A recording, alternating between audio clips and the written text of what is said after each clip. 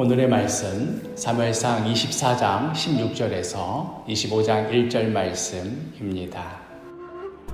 다윗이 사울에게 이같이 말하기를 마치매 사울이 이르되 내 아들 다윗아, 이것이 내 목소리냐? 하고 소리를 높여 울며 다윗에게 이르되 나는 너를 학대하되 너는 나를 선대하니 너는 나보다 의롭도다. 내가 나 선대한 것을 오늘 나타낸다니 여호와께서 나를 내 손에 넘기셨으나 내가 나를 죽이지 아니하였도다. 사람이 그의 원수를 만나면 그를 평안히 가게 하겠느냐? 내가 오늘 내게 행한 일로 말미암아 여호와께서 내게 선으로 갚으시기를 원하노라.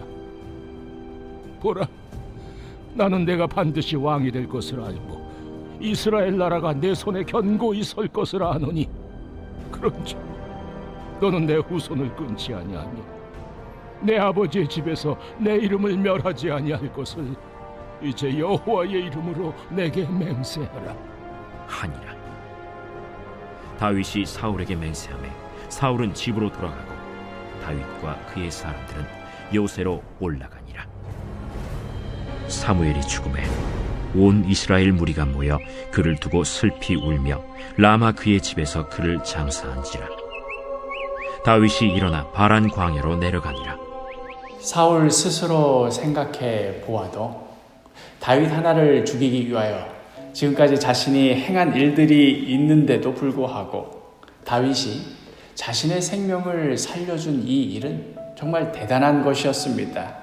여차하면 자신이 얼마든지 죽을 수도 있었지만 다윗의 선함 때문에 자신이 살 수 있었다는 사실에 그는 갑자기 눈물을 쏟기 시작합니다.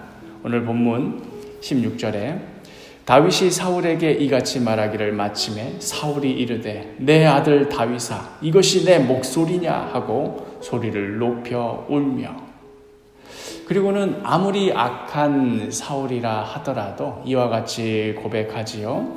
17절과 18절에 다윗에게 이르되 나는 너를 학대하되 너는 나를 선대하니 너는 나보다 의롭도다. 내가 나 선대한 것을 오늘 나타냈나니 여호와께서 나를 내 손에 넘기셨으나 내가 나를 죽이지 아니하였도다. 이렇게 사울은 다윗의 선함을 인정할 수밖에 없었습니다. 그리고는 지금까지 사울이 보여주었던 모습과는 다르게 실제로 사울의 마음속에 있는 그 마음속 깊은 이야기를 꺼냅니다. 20절에 보라, 나는 내가 반드시 왕이 될 것을 알고 이스라엘 나라가 내 손에 견고히 설 것을 아노니. 사울도 이미 알고 있었던 것입니다. 다윗이 이스라엘의 왕이 될 줄을 사울도 이미 알고 있었습니다. 오늘 다윗이 보여준 이 놀라운 용서의 행동을 보니 더더욱 확신이 갔습니다. 하나님께서 이러한 다윗을 왕으로 세우시지 않을 리가 없었습니다. 그리하여 다윗이 이후에 왕이 될 것이라는 그 전제 아래 다음과 같은 맹세를 합니다. 21절에 그런즉 너는 내 후손을 끊지 아니하며 내 아버지의 집에서 내 이름을 멸하지 아니할 것을 이제 여호와의 이름으로 내게 맹세하라 하니라. 여기까지만 보면 사울은 이제 다윗을 쫓던 그 악한 행위에서 돌이키고 다윗이 이스라엘의 왕이 될 것을 인정하고 또 하나님의 뜻에 어쩔 수 없이라도 순복하는 것처럼 보입니다. 그러나 우리가 이후에 사울의 이야기를 알고 있듯이 이때뿐이었습니다.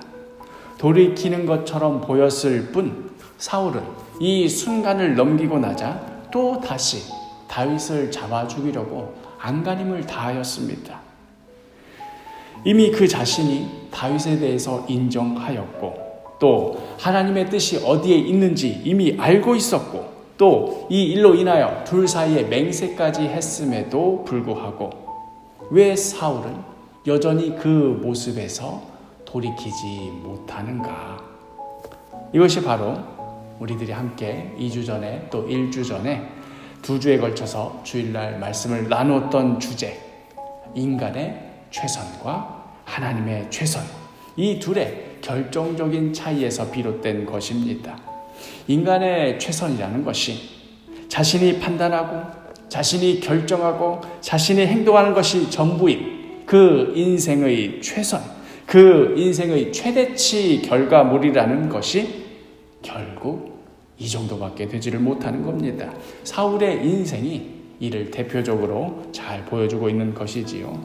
그렇게 다윗 앞에서 눈물로 후회를 하고 자신의 악함과 또 다윗의 선함을 인정하고 하나님의 뜻과 계획이 어디에 있는지 분명히 고백하였으면서도 이를 뻔히 알고도 이를 뻔히 인정하고도 돌이키지 못하는 것, 이것이 우리 인간의 한계이자 우리 인간의 최선, 그 정도까지밖에 안 되는 것입니다.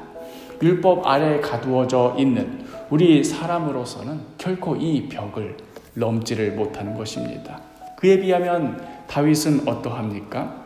그 인생 가운데 하나님께서 은혜를 베풀어 주시고 불쌍히 여겨 주시자 어떠한 일들이 벌어지는 것입니까? 오늘 말씀에서도 볼 수 있듯이 사울을 충분히 죽일 수도 있었고 또 어떤 의미에서는 정말 죽어 마땅하기까지 했지만 그 사울을 놓아줍니다. 용서해 줍니다. 하나님께 맡겨드립니다.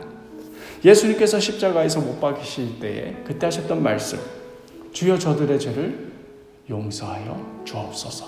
저들이 자기가 하는 일을 알지 못하나이다 하는 이 고백, 자신을 향해 못질하는 자들을 용서하고 하나님께 맡겨드리는 이 놀라운 고백은 율법의 굴레 아래서는 결코 나올 수가 없는 것입니다.